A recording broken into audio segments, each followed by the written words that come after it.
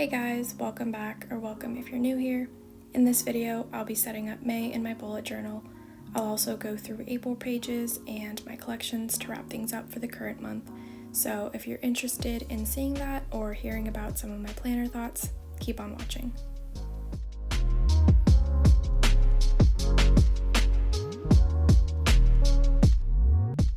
You know, it's almost embarrassing how many times I've tried recording this voiceover. Hopefully this one works out. I feel like I just have so much to say. I go off on tangents, planner rambles. It's really nice to flesh these things out, but at the same time, we have a video we're trying to make here. So while I would like to talk about getting bored with your planner, experiencing burnout with your system, FOMO, planner itches and urges, and how I personally deal with some of these things, we're gonna save that for another thing. Am I hinting at a project here that may include a fellow planner YouTuber that you probably already follow? Maybe. But there I go with my rambling.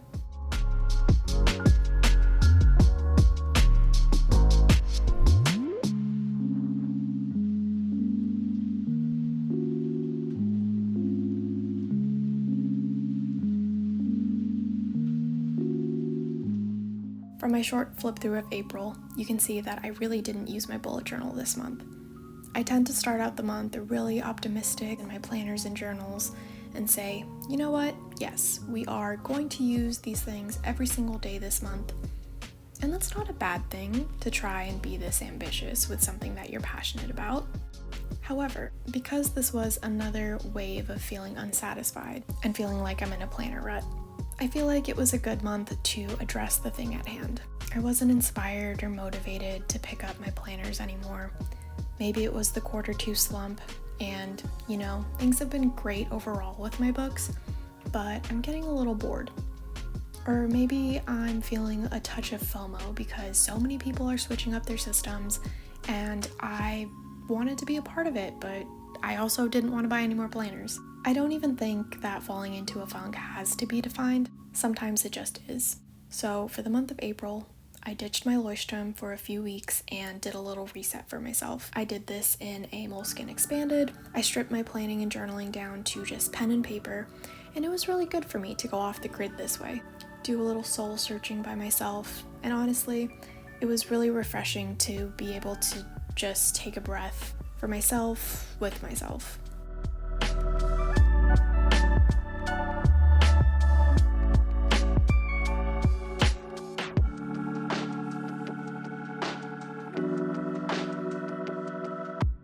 Now, I don't want to act like I've got it all figured out in terms of planning and journaling, because that is definitely not the case. There's still a whole lot of shenanigans that goes on behind the scenes that I don't broadcast as much anymore, like on Instagram, and maybe I'm just having a moment and I will eventually get back to sharing those kinds of things.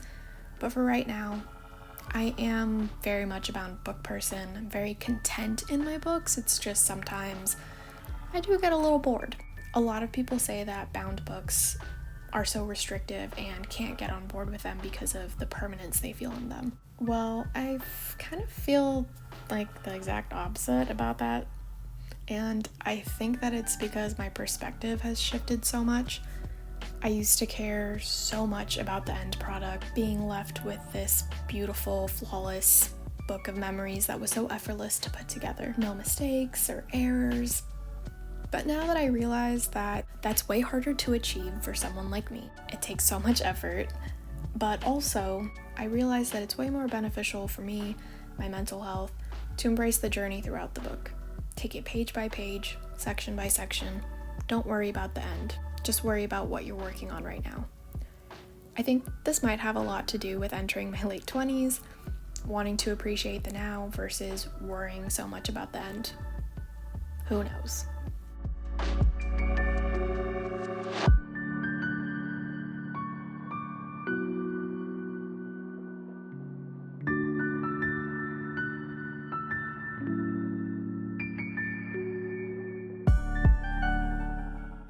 Was that too much? Sorry, I didn't mean to get so philosophical there. But anyway, back to the bullet journal. As May was approaching, I realized I needed to spruce up my way of planning. I know I'm always preaching about going with the flow and striving for that low maintenance system, because that's just what fits my lifestyle the best, because I am so lazy. But I needed something to spark some kind of inspiration, something new. So I brainstormed some ideas and came up with this elaborate monthly spread that became the bane of my existence.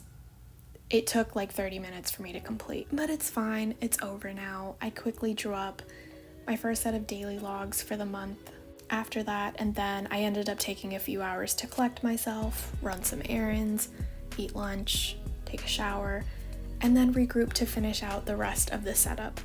So technically it did take me 8 hours to finish the setup from start to finish, and I have no shame. I'm just a lazy girl, and that's what I learned from this 8-hour long setup.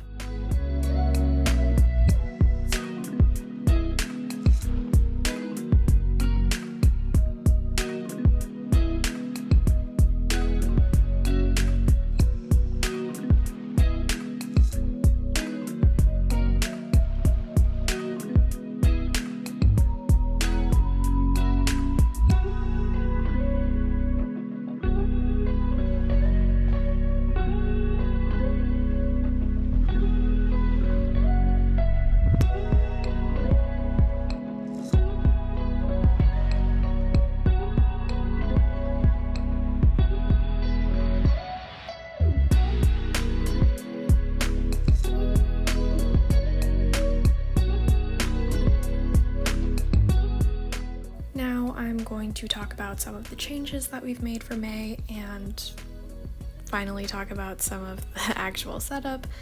Obviously, we are going to try out this new monthly layout. I haven't been needing all the space in my usual month on 2 pages, so I shrunk that down and decided to add in some trackers for habit tracking and mood tracking. I also added a space for daily highlights or gratitude. I didn't have a designated area for this in April, and I don't know, when I look back at the month, I know a lot of good things happened. I just wish I had kept a record of it.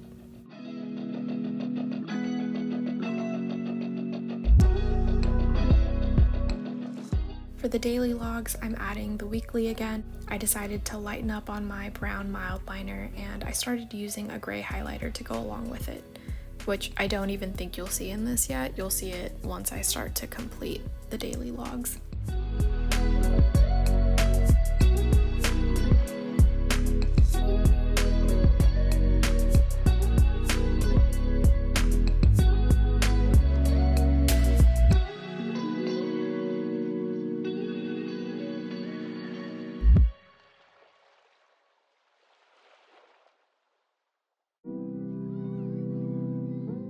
I'm also using some plain date stickers. Thank you to everyone who expressed interest in my date stickers throughout the month of April.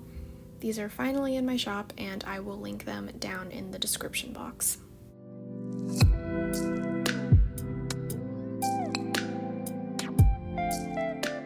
I also added more tabs to the side of my notebook, and to reference young Sheldon, if you highlight everything, you highlight nothing.